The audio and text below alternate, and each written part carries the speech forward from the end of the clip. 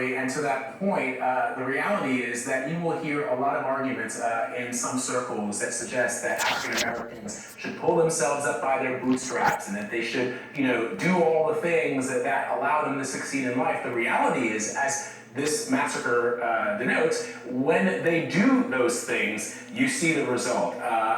This was the first time, as was pointed out in that story that Omar filed, that warplanes were used against American citizens on American soil.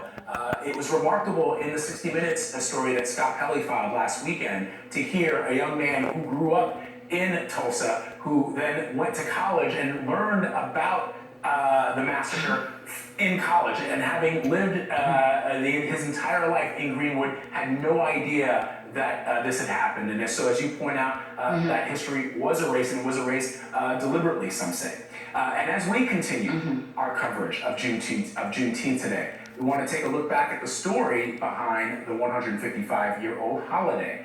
This year, the annual celebration of freedom comes as the country faces calls to action from activists around the world over long-standing systemic racism. CBS News special correspondent James Brown spoke to one family about what they want others to know about Juneteenth. Everyone say Juneteenth. Juneteenth. For the last 3 years,